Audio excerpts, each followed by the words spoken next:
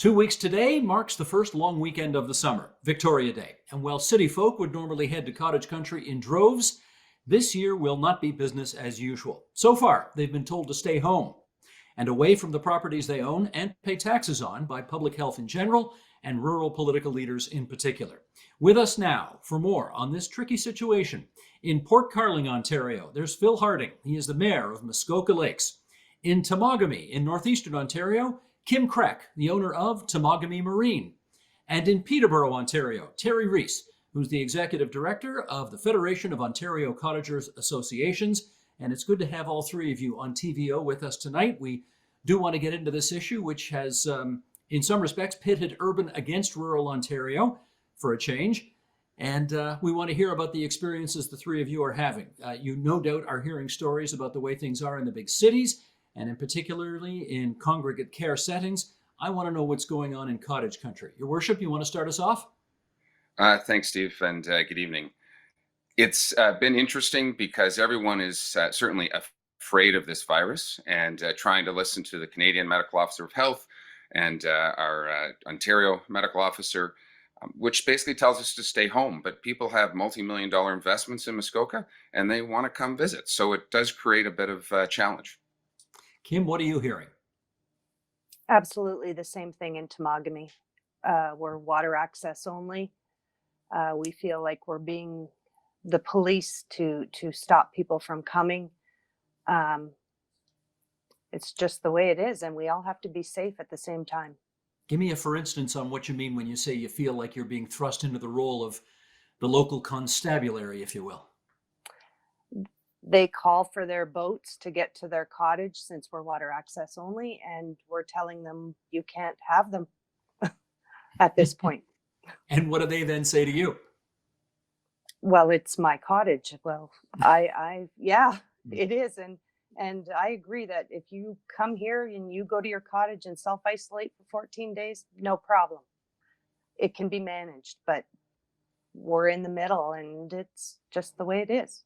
I'm trying to imagine how much profanity you have heard on your end of the phone over the last few weeks. You want to share that information? No. Okay, you're off the hook on that one. Terry, what are you seeing and hearing? It's a long winter in Canada, and people at this time of year are anxious, of course, to get out to their properties. A lot of people haven't been there for months, and there's always a concern about winter damage and crime that happens in the off season. So everyone's anxious to get out of winter and into their summer mode and get back to the communities they feel so strongly about. Everyone's anxious, of course, and so like everybody else, I think everyone's just trying to do their part as best they can to keep everybody safe. Mayor Harding, if I've heard it once, I've heard it a dozen times, probably a couple of dozen times in the last couple of weeks, which is you would think that if we are supposed to physically distance from one another right now in order to be safe, that going to a place where it is actually quite easy to physically distance, namely a much more sparsely populated part of the province, would be a good idea. What's your advice on that?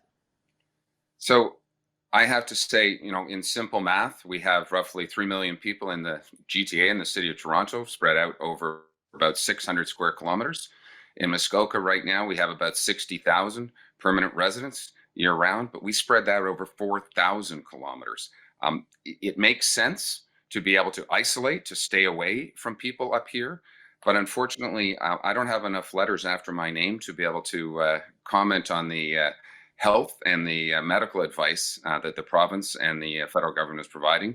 And I think basically they want to say, stay where you are, because if you do get in a car accident on your way to the cottage, if something happens with your boat, if you're out cutting wood and a paramedic needs to come in and support you, unfortunately, then we're putting other people in harm's way. And do you share that view that it makes no sense for people to come up to cottage country right now? I think as the government opens up certain businesses, I had this conversation with our MPP, Norm Miller, last week, and the reality is they're coming. No matter what we do, until the province actually puts a travel ban in place, they will be coming, especially 10 days from now for the holiday weekend. So my encouragement to people is number one, to be respectful. For the local people, to be respectful of those seasonal residents who are coming up as well. And we all need to work together. We are a balanced economy between seasonal residents and the permanent residents. We need each other. No one can survive without the other. So I'm really encouraging people to be respectful of our neighbors, to isolate. If you can, bring some food up north so we don't put any extra strains on the health of the grocery stores, and evaluate healthcare options should you happen to feel a sniffle come on. Okay, Mr. Mayor, I did not hear you just say, under no circumstances do we want you to come to your cottages. You didn't say that, did you? I did not say that, and I know I will be at times criticized. I will follow the advice of the healthcare professionals who are encouraging people to stay in one place. I will also say, though, that currently the province has not mandated that people do that. So people need to use their own judgment and what's best for themselves and their family. I do know people who have traveled and or their children are back from school and they need to isolate. So they are putting some people potentially at their second home to be able to isolate better and staying in and on those properties. Now, Kim, yours is one of the many businesses in the province which got not quite a green light from Premier Ford on Friday, but you got a bit of a yellow light in as much as you can start to prepare for reopening your marina. Now, let me just read what, in fact, the guidelines are that the province put out last Friday. It said marinas may also begin preparations for the recreational boating season by servicing boats and other watercraft and placing boats in the water, but you may not open to the public. Boats and watercraft must be secured to a dock in the marina until public access is allowed. Okay, you run a marina. Are you clear in your mind as to what you can and can't do? I am now. You are now. Okay. So do you feel that you are able to get the show on the road? And at what point do you suspect you'll be open? We can put boats in the water. We are a private marina, so it's very, very easy for us to lock the gates and keep the public out. I'm anticipating between 3 weeks and 4 weeks, people will be coming and we'll be able to give them their boats to get to their cottages. Not before 3 or 4 weeks, you're saying? I'm not thinking so. No. Because it takes you that long to get everything up and rolling? No, we can have boats in the water by next week. 2 weeks to get everybody that we need to for the long weekend that normally come up. But I don't think that it's going to be open yet. I don't think the province is going to completely open it for another 3 to 4 weeks. And just as I asked His Worship the Mayor this question, let me ask you as well. We have not heard an absolute, I mean, we've heard the Premier give his advice saying don't go to cottage country, but we haven't had a law passed, we haven't had a regulation put in place, we haven't had direct orders go to law enforcement across the province saying arrest anybody who drives to cottage country. So what is your best advice to people from the south who may want to come north? My only concern is the ones that are coming, and they are coming, that decide they're going to try and canoe to their cottage because I can't give them their boat. It's not a safe way to do it. We have 3,000 miles of shoreline and over 800 islands that are all privately owned. It's very, very easy for them to self-isolate on their islands away from other people. I think it would be safer if we can control it to let them go to their islands at this point, because it's going to happen. But you said don't canoe it. How come? I just don't think that's safe. Our water is too cold. There's still ice floating around. If something happens on the island and they've only got a canoe, but I've been told by some customers they're canoeing in. Come hell or high water. Yes. Literally. Okay, Terry, what are you hearing from people in terms of whether they intend to come to their cottages, regardless of the advice from the Premier?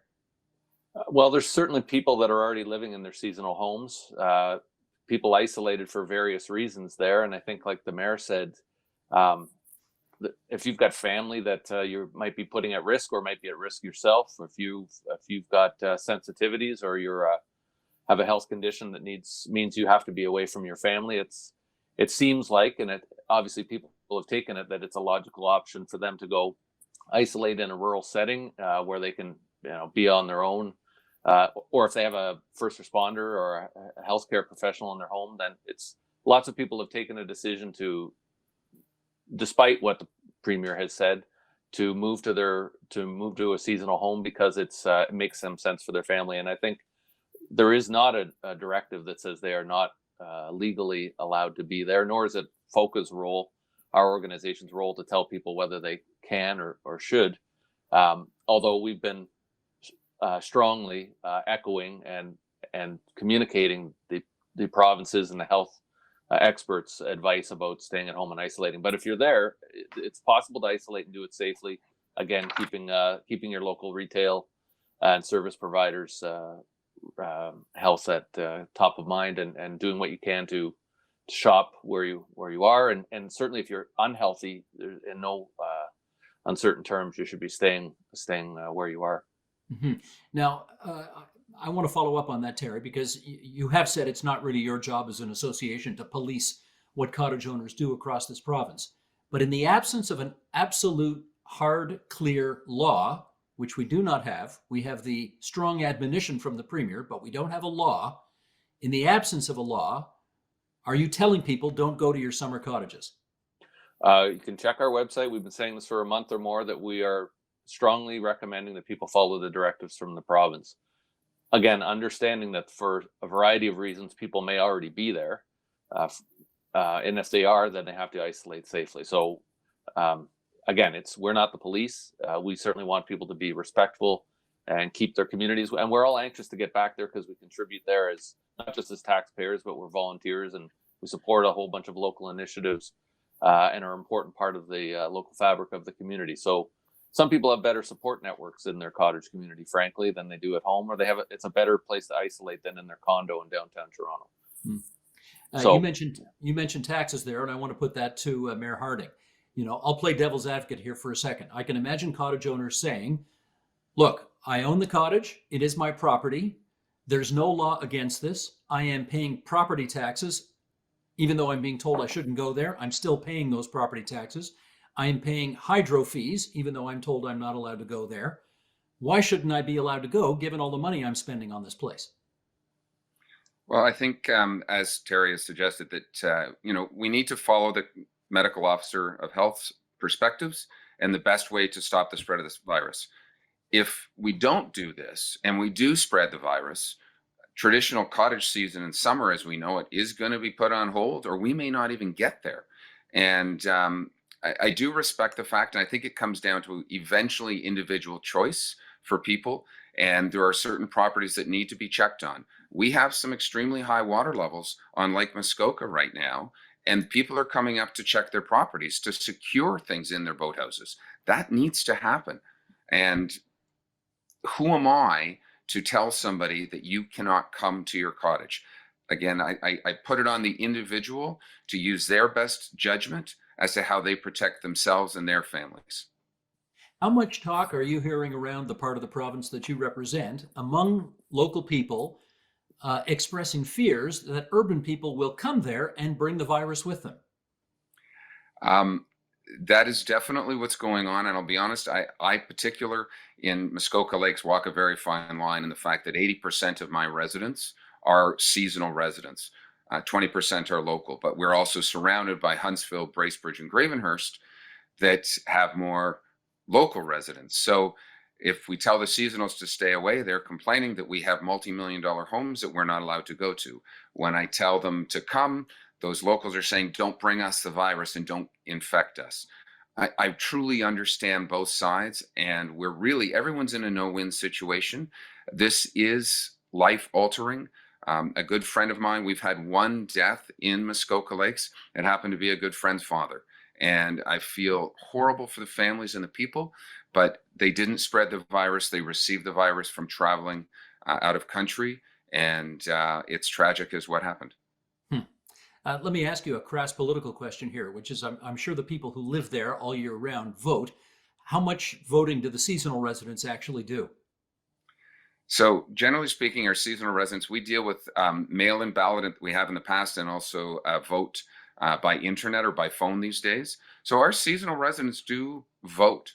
They're entitled to vote. If you own property, you are entitled to vote in municipal elections. I'll be honest, my personal take has never been about buying votes. My personal perspective for my 10 plus years now in politics has been that of what is right for Muskoka Lakes, what is right for the general community, and how do we move forward. I will be the first one to challenge political views or conventions sometimes when it needs to be challenged. Because I was going to say, if 80% of your residents are seasonal people and they want to get there and you're telling them not to get there, that could be a career limiting move. You appreciate that, eh? I 100% that, Steve. I will only say that we are all one. I've started a bit of a hashtag, Muskoka Unites, and we really need to unite this community and not divide this community. Nobody wants to get sick. Nobody wants to lose a loved one. So as Terry said, there are many people already here in cottage country who are isolating. They are using their homes. They've brought food with them. They are being respectful. Our grocery stores offer delivery service or curbside pickup, and they are able to not integrate with other people and not spread the virus. Kim, give us your take on how you're going to handle things in a week or two or three when seasonal residents want you to put their boats in the water, and yet the Premier of Ontario is still telling people from the cities, don't go north. How are you going to handle those circumstances? It's going to be very difficult. We don't want to go against any orders. We do have a divided community here. The rurals do not want them coming. Our livelihood, though, depends on it. Temagami is the same as the Muskokas. We're 80% come summertime seasonal residents, and 40% of those are from the Greater Toronto area, and some come every weekend. It's going to be very, very difficult if I have to say, I can't let you in to get your boat. We have our dock system set up so that we can have families per dock, so everyone is separated. Our parking lots designed so that they don't have to be within the 6 feet physical distancing. We're putting measures in place to keep them safe, as well as our employees. And I don't know what else we can do. We need them here. We want them here, but we need to keep everyone safe at the same time. In a way, though, you're being asked to cut off your nose to spite your face, because if you need these folks to stay alive in your business, how exactly do you tell them, we don't want you here? I never would tell them. I never would. It's a catch-22. And for the most part, they're understanding. They know it's not our fault that they can't come. And we agree with them. It's best for them to isolate in their areas. And our healthcare system would not be overrun. It isn't over the 50 years that most of them have been here. So I'm not concerned with that either. We don't know what to do. Right. You're in a tough spot. I can hear it in your voice. Terry, I wonder how far you think, I mean, you've got your ear to the ground. How far do you think cottage owners who live in the bigger cities are prepared to go in order to, open the cottage up on Victoria Day weekend? Some have obviously gone all the way to their cottage already. Depending on their situation, I'm on an island and I'm unfortunately unable to get to the place I want to be at. And I'm hoping that summer will come eventually. We're still in the spring, so I'm hoping that people will be appreciate that it's the warm weather's going to come, but it's a short season. And so people are obviously anxious to get up there. And our communities, as the mayor said, and Kim, want to have these people there because it's their lifeblood and the season is short. So the communities depend on the business and the people that are there in the busy seasons. And I think together we're all going to have to figure out how to get there and as quickly as we can when it's safe to do so. So, we're trying to echo what the public health is saying in terms of wait until there's an all clear. But I know that the communities are already figuring out how to. Individuals are having to be respectful and smart about how they're conducting themselves wherever they're living, by the way. And I know that I've heard lots of success stories about local retailers who are adapting and doing the curbside stuff and deliveries and taking advantage of where they can, taking advantage of the best practices so that they can conduct some of their business and do it in a safe way. So we're all going to have to get there, and it's going to be a different summer regardless. And we're all going to have to conduct ourselves differently through the whole summer, no matter when we get the green light. Mayor Harding, I want to tell you what I've heard one of your colleagues has been doing. The warden of Huron-Kinloss, Mitch Tulin, apparently has announced that his township is not going to turn the water valves on for seasonal residents in order to discourage people from coming up. What's your view on that move? That I would consider might be a career limiting move in politics in particular. And again, I have to say this really becomes a balance between health and safety, but also in protection. Again, if I have somebody at home that needs to isolate, I can potentially do a better job of isolating at my seasonal property and to split my family. My son lives half an hour south. My daughter's back from university. She's with her mother in the city right now. And that's the best way to protect the family at times, to not always be in the same residence. Many plumbers and people are discouraging people from opening up their cottages. And that's okay. It really becomes a business by business decision. But at the end of the day, as I've said, and in a conversation again with Premier, that they're coming. And no matter what it is we do, the highways will be filled in 10 days. This past weekend, there was a lot of people heading northbound. And I think, as Kim said, with canoes on their roofs, because they want to get to their seasonal properties, water access island, that in itself is not safe. It was extremely windy with 3-foot waves on the lake. I would not want to be out in a canoe with that cold water. Not a chance.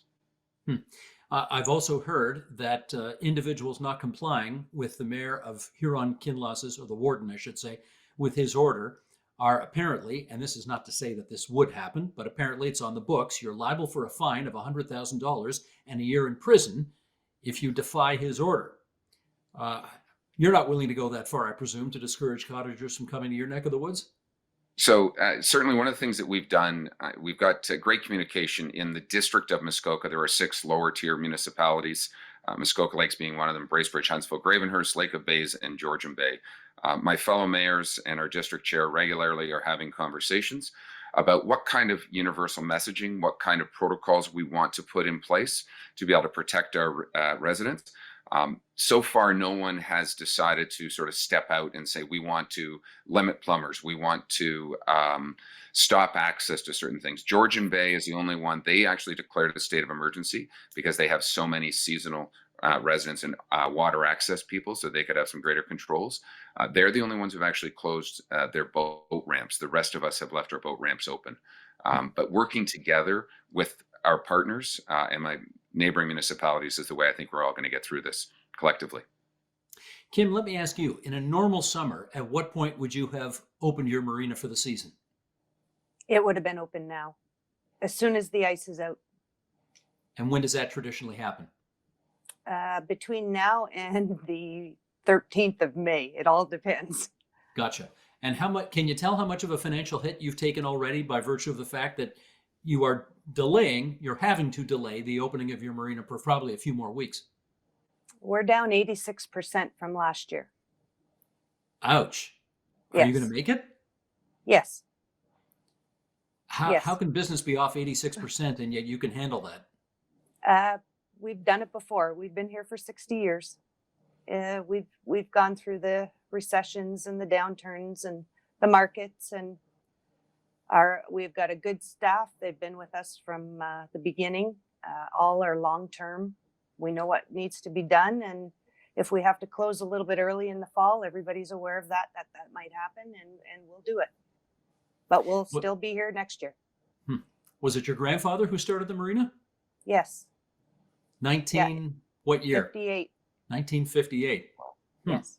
So you've seen a few bad years in the past. Mm-hmm. Yes, I've been here 30 years myself. And you get through those bad years how? You struggle. You watch your expenses. You make sure you've got cash flow for fall to get you through the winter, and you minimize. Everything gets minimized. You just do what you have to do. Do you think this summer can be saved? Yes. Yes. What It's did it not take? going to be. It's not going to be gangbusters, and it's not going to be an over-the-top summer. But if people can open up a little bit, we're not going to see the U.S. clientele this year. We know that a lot have canceled already. But I think if you can just get yourself moving and get a little bit of momentum, and you know how to work your cash flow and put some money away, come November, it won't be as bad as what some businesses are going to go through in November. So with any luck, you will be able at some point to open and run as close to a normal season as possible and then shut the gates in November. Is that how it usually works? Usually we close just before Christmas with the winterizing and putting things away. But Thanksgiving, normally people are done on the lake, other than the permanent residents that live on the islands all year round. Have you had a big family summit as to how you intend to get through this summer? No, we've done it with our staff. They all know what needs to be done. We're working with less people. We've taken all of our resources and put them aside, and we're going to see what needs to be done. Our people are our most important. We've got to keep them safe and here and working if we can. Let me, just in our remaining few minutes here, get each of you to weigh in on this issue. And of course, well, I don't have to tell any of you, the urban-rural divide in the province of Ontario is something that no political leader can afford to take their eye off of. It is there. It is troublesome at the best of times, and these are not the best of times. Mayor Harding, how worried are you about that split exacerbating over the next few weeks? On a scale of 1 to 10, I'm going to say 11. The reality is we are already, unfortunately, over the past few weeks of this pandemic, have become divided. I'm worried enough that at about 10:30 last night, I actually sent the Premier a note asking for help and asking for support. Again, this conversation, and nobody wants to go against our medical officer of health or the Canadian medical officer of health. But we need to find some messaging. We need to find some common ground to keep this economy going. And I do realize, the Premier, as Kim has said, we've opened up some marinas. We're opening up some garden centers. We're allowing some work to slowly get back. But in a seasonal economy in particular, as Kim said again, you put away money for the wintertime to survive. You do not necessarily put away money for 18 months. And that's where we would run into real problems. So we all need to work together. I know that the people who've been laid off are willing and ready to work. I know that seasonal residents are ready to come.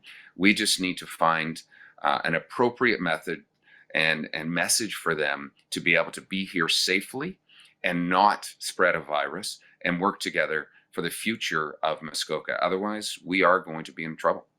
Yeah, Terry, I think maybe people who live in cities forget the notion that people who run businesses in rural Ontario basically have, for many of them, 4 or 5 months of the whole year to make all their money, and then that's it.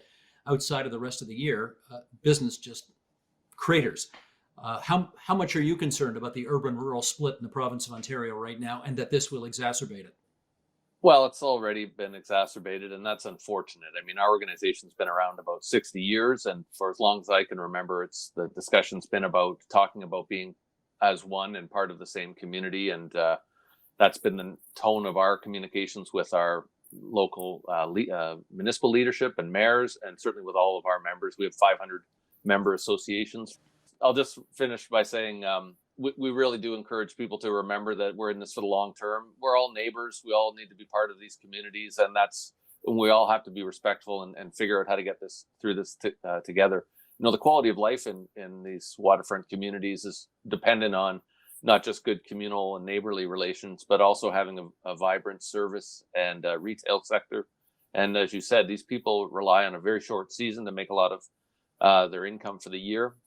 So we're anxious, as everybody is, to get started on a season where we can all get back to some form of modified normal, where we can have safe retail experiences. The marinas can be up and running and doing their thing in a safe way, and that we can again enjoy a season that's going to be different for sure. But we need to be in this together, and we need to tone down. I think social media has not been helpful.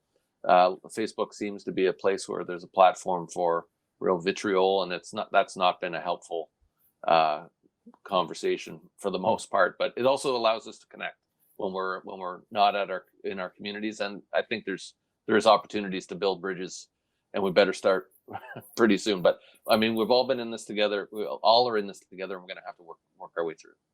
Well, this has been a helpful conversation, and I want to thank all three of you, Mayor Phil Harding from Muskoka Lakes, Kim Krech from Temagami Marina, and Terry Rees, Federation of Ontario Cottagers Associations, for coming onto the agenda tonight and helping us out with this. Be well, you three. Thanks so much. Thank you. Have a great evening and be safe, everyone. The Agenda with Steve Paikin is brought to you by the Chartered Professional Accountants of Ontario. CPA Ontario is a regulator, an educator, a thought leader, and an advocate. We protect the public. We advance our profession. We guide our CPAs. We are CPA Ontario. And by viewers like you. Thank you.